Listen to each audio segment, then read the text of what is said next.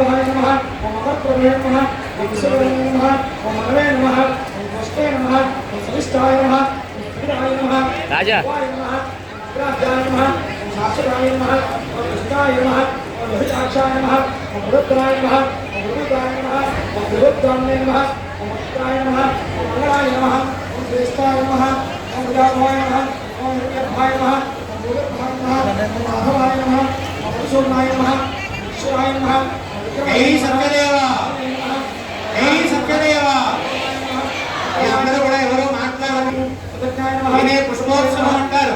స్వామివారికి సుగంధ పరిమళాలను హరే విష్ణువు